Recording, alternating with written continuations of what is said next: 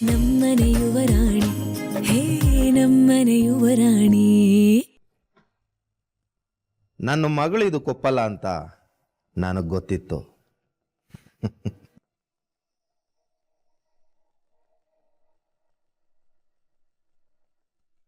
ನಾನು ತುಂಬ ಇಷ್ಟಪಟ್ಟು ಈ ಟ್ರಿಪ್ನ ಅರೇಂಜ್ ಮಾಡಿದ್ದೆ ಅಣ್ಣ. ನನಗೆ ಗೊತ್ತು ನಿಮ್ಮೆಲ್ರಿಗೂ ಬೇಜಾರಾಗಿದೆ ಅಂತ. ಆದರೆ ಇದು ಬೇಜಾರು ಮಾಡ್ಕೊಳ್ಳೋ ಸಂಗತಿ ಅಲ್ಲ. ನಾವೆಲ್ಲರೂ ಒಟ್ಟಾಗಿ ಅಹಲ್ಯ ಅವ್ರಿಗೆ ಧೈರ್ಯ ಹೇಳೋ ಸಮಯ. ಅಹಲ್ಯ ಅವ್ರಿಗೆ ಈ ವಿಷಯದಲ್ಲಿ ತಮ್ಮ ಪಾಸ್ಟ್ ತುಂಬಾನೇ ನೋವು ಕೊಟ್ಟಿದೆ. ಅದನ್ನ ನಾವು ಅರ್ಥ ಮಾಡ್ಕೋಬೇಕು. ಸಾಕು, ಅಹಲ್ಯಾಗೆ ಈಗ ನಿನ್ನ ಅವಶ್ಯಕತೆ ಇದೆ.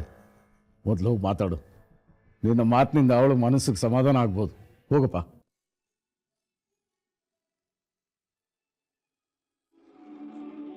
ಅನಿ, ಚೇರ್ ಅಪ್ ಕಣೋ. ಈ ಸಲ ಹೋಗದೆ ಇದ್ರೆ ಏನಾಯ್ತಂತೆ, ನೆಕ್ಸ್ಟ್ ಟೈಮ್ ಖಂಡಿತ ಹೋಗ್ತೀವಿ. ಆದ್ರೆ ಈಗ ಈ ವಿಷಯವಾಗಿ ಅಹಲ್ಯ ಅವ್ರಿಗೆ ಒತ್ತಾಯ ಮಾಡೋದು ಸರಿಯಲ್ಲ.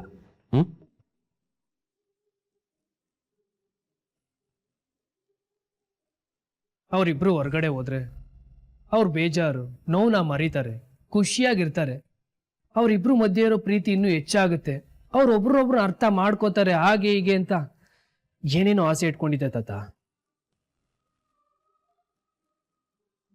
ನನ್ನ ಮಗಳಿಂದ ನಿಮಗೆಲ್ಲ ತುಂಬ ನೋವಾಗ್ತಿದೆ, ದಯವಿಟ್ಟು ಕ್ಷಮಿಸಿ. ಲಕ್ಷ್ಮಿಯಮ್ಮ, ಸಾಕೇತ್ ಏನು ಹೇಳ್ದ ಅಂತ ಕೇಳಿದ್ರಿ ತಾನೆ.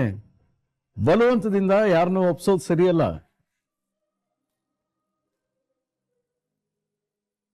ಇಲ್ಲ ಇಲ್ಲ, ಅಣ್ಣ ಅದಕ್ಕೆ ಬೇಜಾರ್ಲಿರ್ಬಾರ್ದು. ಅದಕ್ಕೆ ತಮ್ಮ ಹಳೆ ಘಟನೆಗಳನ್ನ ಮರಿಬೇಕು. ಈ ಮನೇಲಿ ಅವ್ರು ಕಳೆಯೋ ಪ್ರತಿ ಒಂದು ಕ್ಷಣನೂ ಸಂತೋಷವಾಗಿರ್ಬೇಕು. ಅಣ್ಣನ ಜೊತೆ ಅವರು ಖುಷಿಯಾಗಿರ್ಬೇಕು. ಅವ್ರ ಮುಖದಲ್ಲಿ ನಗು ತರಿಸಿ ಅವ್ರನ್ನ ಟ್ರಿಪ್ಪಿಗೆ ಹೋಗೋದಕ್ಕೆ ಒಪ್ಸೋದು ಅವಳೊಬ್ಳಿಂದ ಸಾಧ್ಯ. ಅಮ್ಮ, ಮೀರಾ ರೂಮಲ್ಲಿದ್ದಾಳೆ ಅಲ್ವಾ? ಯಾಕಪ್ಪ? ಒಂದು ಮುಖ್ಯವಾದ ಕೆಲಸ ಇದೆ ಅಮ್ಮ.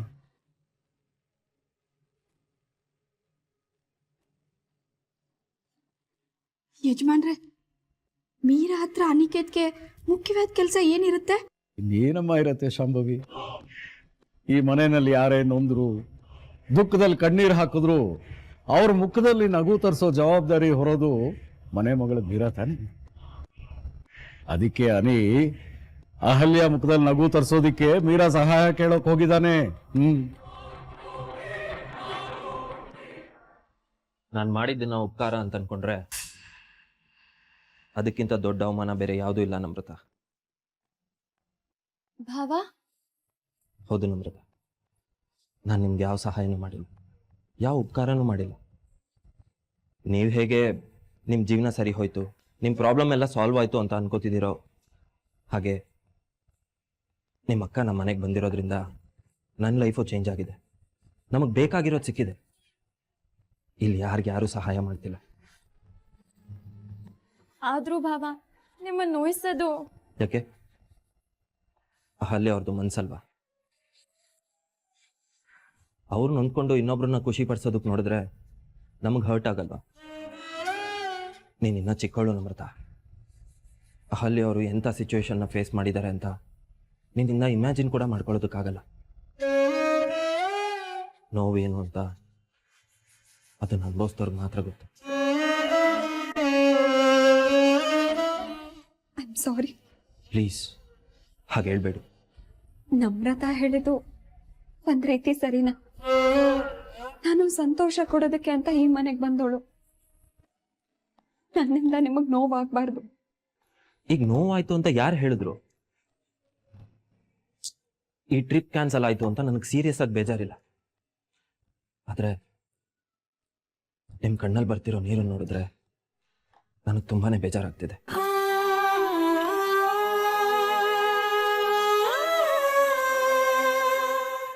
ಈ ಮನೆ ಹೊಸಲು ತುಳಿದು 2 ದಿನ ಆಗಿಲ್ಲ, ಆಗ್ಲೇ ಕಣ್ಣಲ್ಲಿ ನೀರು ಹಾಕ್ತಿದ್ದೀರಿ.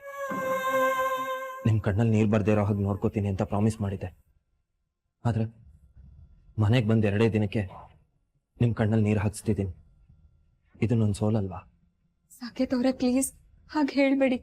ಹಾಗಾದ್ರೆ ನೀವು ಅಳ್ಬೇಡಿ, ಯಾವಾಗ್ಲೂ ನಗ್ನಗ್ತಾ ಇರಿ. ನೀವು ಕಣ್ಣೀರು ಹಾಕಿರೋದು ಅನಿಗೆ ಮೀರಂಗ್ ಏನಾದರೂ ಗೊತ್ತಾದ್ರೆ ಅಷ್ಟೇ, ನನ್ನ ಕತೆ ಮುಗೀತು, ನನ್ನ ಜೀವ ಹಿಂಡ್ಬಿಡ್ತಾರೆ.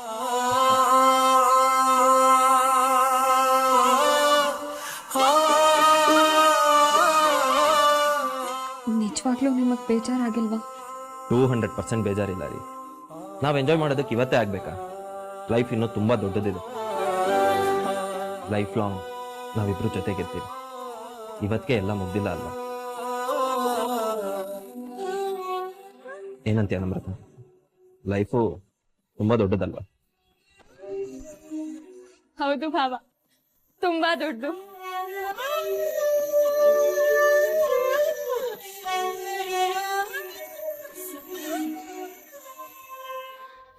ಲೇ ಅಮ್ಮು, ನಿನ್ ಜೊತೆ ಸ್ವಲ್ಪ ಮಾತಾಡ್ಬೇಕು ಕಣೆ. ನೀನ್ 2-3 ಸಲ ಮಗ್ಳು ಬದಲಾಯಿಸಾಗ್ಲೇ ಅನ್ಕೊಂಡೆ ನಿನ್ ಹೊಟ್ಟೆಲೇನೋ ಗುಟ್ಟಿದೆ, ಅದನ್ನ ಹೊರಗಡೆ ಹಾಕ್ರೆ ನೀನ್ ಮಲ್ಗಲ್ಲ ಅಂತ. ಹೇಳು. ಅದು ಆ ಮೀರಾಗೆ ಮತ್ತೆ ಶಾಂಭವಿಗೆ ಈ ಮನೆಯವರು ಅತಿಯಾದ ಸಲಿಗೆ ಕೊಟ್ಟಿದ್ದಾರೆ ಅಂತ ನಿಂಗೆ ಅನಿಸ್ತಿಲ್ವಾ? ಲೇ, ಈ ಮನೆಯವರು ತಪ್ಪು ಮಾಡಿದ್ದಾರೆ ಅಂತ ನಿಂಗೆ ಅನಿಸ್ತಿಲ್ವಾ? ಹೌದಮ್ಮ, ತುಂಬಾ ದೊಡ್ಡ ತಪ್ಪು ಮಾಡ್ಬಿಟ್ರು. ಭಾವ ಅನಿಕೇತ್ ಹೀಗ್ ಮಾಡ್ಬಾರ್ದಾಗಿತ್ತು. ಅವ್ರ ಇದಕ್ ತುಂಬಾ ಪಶ್ಚಾತ್ತಾಪ ಪಡ್ತಾರೆ. ಹಬ್ಬ, ಇವತ್ತಾದ್ರೂ ಈ ಅಮ್ಮನ ಮಾತಿಗೆ ಹೂಗುಟ್ಟಿದ್ಯಲ್ಲ. ನಾನ್ ಹೇಳಿದ್ದು ಮೀರಾ ಮತ್ತೆ ಶಾಂಭವಿ ಅಮ್ಮಗೆ ಸಲಿಗೆ ಕೊಟ್ಟಿದ್ದು ತಪ್ಪು ಅಂತಲ್ಲ. ನನ್ನನ್ನ ಮತ್ತೆ ನಿನ್ನ ಈ ಮನೆಗೆ ಕರ್ಕೊಂಡ್ ಬರೋ ನಿರ್ಧಾರ ಮಾಡಿದ್ರಲ್ಲ, ಅದು ತಪ್ಪು ಅಂತ.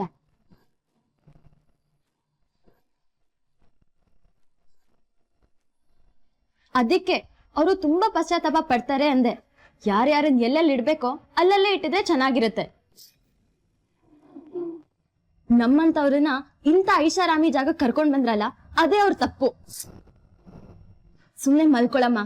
ಈ ವಿಷಯನ ನನ್ ಮುಂದೆ ಹೇಳ್ದಂಗೆ ಬೇರೆ ಯಾರಿಗಾರ ಹೇಳ್ಬಿಟ್ಯಾ?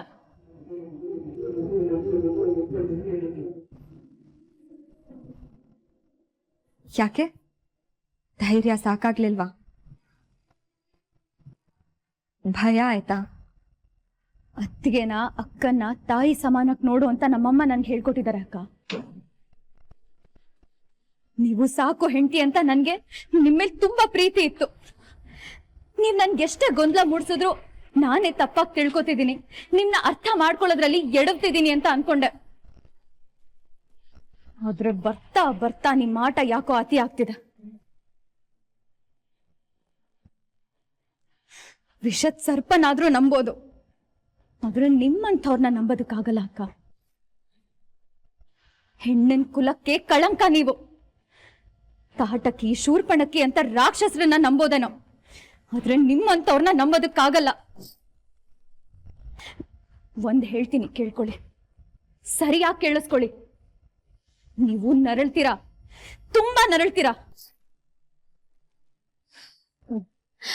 ಕೈಲಾಗ್ದವನು ಮೈ ಪರ್ಚ್ಕೊಂಡಂತೆ. ನಿನ್ನಿಂದ ಏನು ಮಾಡೋದಕ್ಕಾಗಲ್ಲ ಅನ್ನೋದು ನಿನಗ್ ಗೊತ್ತಾಯ್ತಲ್ಲ. ನೀನ್ ಇದಕ್ಕೆ ಲಾಯಕು. ಸುಮ್ನೆ ದೊಡ್ಡ ದೊಡ್ಡ ಮಾತಾಡ್ತೀಯ, ಕೈಯಲ್ಲಿ ಯಾವ ಕೆಲ್ಸನೂ ಆಗಲ್ಲ. ನಾನೇನಾದ್ರೂ ಮಾಡೋದಕ್ಕೆ ಹಠ ಕೇಳಿದ್ರೆ ನೀವ್ ಬದುಕೋದೆ ಕಷ್ಟ ಆಗುತ್ತೆ, ಹುಷಾರ್.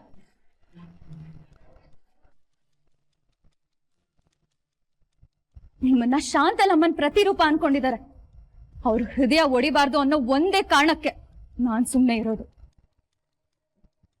ಇಲ್ಲ ಅಂದ್ರೆ ಇಷ್ಟೊತ್ತಲ್ಲಿ ನಿಮ್ ಸ್ಥಾನ ಮಾನ ಏನು ಅನ್ನೋದನ್ನ ನಾನ್ ನಿಮ್ಗೆ ಅರ್ಥ ಮಾಡಿಸ್ತಿದ್ದೆ. ನೀನಿನ್ನೂ ಚೈಲ್ಡು. ನಿನ್ನಿಂದ ಬರೀ ಇಂಥ ಸಿನಿಮಾ ಡೈಲಾಗ್ಗಳನ್ನ ಹೊಡೆಯೋದಕ್ಕಷ್ಟೇ ಸಾಧ್ಯ. ನೀನ್ ಮಾತಾಡ್ತೀಯ, ಆದ್ರೆ ಕೆಲ್ಸ ಮಾಡಲ್ಲ. ನಾನು ಮಾತಾಡಲ್ಲ, ಕೆಲ್ಸ ಮಾಡಿ ತೋರಿಸ್ತೀನಿ. ಅದಕ್ಕೆ ಮನೆ ಮಗಳು ಅಂತ ತಲೆ ಮೇಲೆ ಹೊತ್ಕೊಂಡು ಮೆರೆಸ್ತಿದ್ದ ಜನರೆಲ್ಲ ನೀನು ಬುದ್ಧಿ ಇಲ್ದಿರೋಳು, ದುಡುಕ್ ಸ್ವಭಾವದವಳು, ತರ್ಲೆ ಕೆಲ್ಸಕ್ಕೆ ಬಾರ್ದವಳು, ಅನವಶ್ಯಕವಾಗಿ ಸಮಸ್ಯೆಗಳನ್ನ ಸೃಷ್ಟಿ ಮಾಡೋಳು ಅಂತ ನಂಬ್ಕೊಳ್ಳೋ ಹಾಗೆ ಮಾಡಿದ್ದು. ಹೌದು ಅಕ್ಕ, ನಾನು ಹಾಗೆ ನಡ್ಕೊಂಡೆ. ಆದ್ರೆ ಇನ್ ಮುಂದೆ ನಿಮಗ ಆ ಮೀರಾ ಸಿಗಲ್ಲ. ಅಸ್ಲಿ ಮೀರಾನ ನೋಡ್ತೀರಾ. ಓಹೋ, ನಿನ್ಗೂ ಅಸ್ಲಿ ನಕಲಿ ಎರಡು ಮುಖ ಇದೆಯಾ? ನಿಮ್ಮಂಥ ಕೆಟ್ಟ ಗುಣದ ಮುಖ ನನಗಿಲ್ಲ, ನಿಮ್ಮಂಥವ್ರಿಗೆ ಎದುರಾಗೋ ಅಂಥ ಮುಖ. ಅಯ್ಯೋ, ಅರ್ಥವಿಲ್ಲದೆ ನಿನ್ ಜೊತೆ ಮಾತಾಡ್ಕೊಂಡು ಟೈಮ್ ವೇಸ್ಟ್ ಮಾಡ್ತಿದ್ದೀನಿ.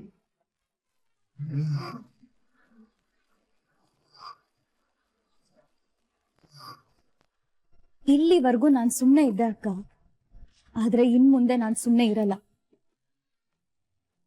ಯಾವಾಗ ನೀವು ನಮ್ಮನೆಯವ್ರ ಜೀವದ ಜೊತೆ ಆಟ ಆಡೋದಕ್ ಶುರು ಮಾಡಿದ್ರೋ ಅವಾಗ್ಲೇ ನಿಮ್ಮೇಲೆ ನೀವೇ ಕಲ್ ಹಾಕೊಂಡ್ಬಿಟ್ರಿ.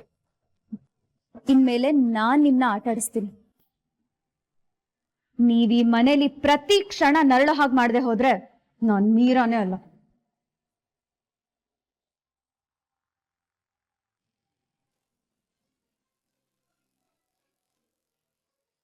ಈಗ ಈ ಮನೇಲಿ ನಂದೇ ರಾಜ್ಯಭಾರ. ನಾನ್ ಮನ್ಸ್ ಮಾಡಿದ್ರೆ ನಿನ್ನ ಈ ಮನೆಯಿಂದ ಎತ್ತಂಗಡಿ ಮಾಡಿಸ್ಬಿಡ್ತೀನಿ. ಕನಸು ಕನಸು ಕಾಣ್ಬೇಡಿ ಅಕ್ಕ, ಅದು ಈ ಜನ್ಮದಲ್ಲಿ ಸಾಧ್ಯ ಇಲ್ಲ.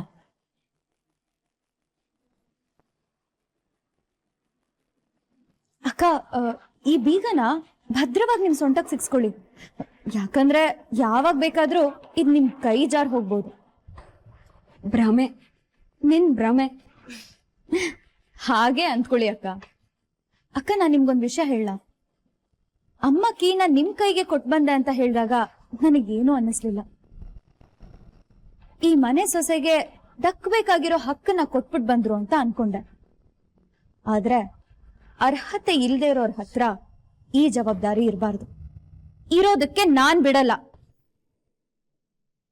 ನಿಮ್ಮಮ್ಮನೇ ಸೋತು ತಾನಾಗೆ ಈ ಕೀನ ನನ್ ಕೈಲಿ ಕೊಟ್ಟೋದ್ಮೇಲೆ ನೀನೇನೆ ಮಾಡೋದಕ್ ಸಾಧ್ಯ?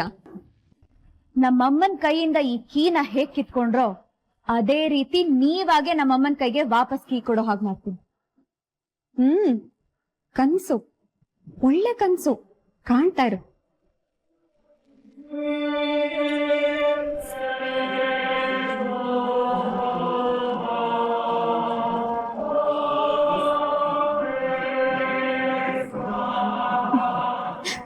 ಅಷ್ಟೊಂದು ನಂಬಿಕೆ ಇದೆಯಾ ನಿಮ್ ಮೇಲೆ?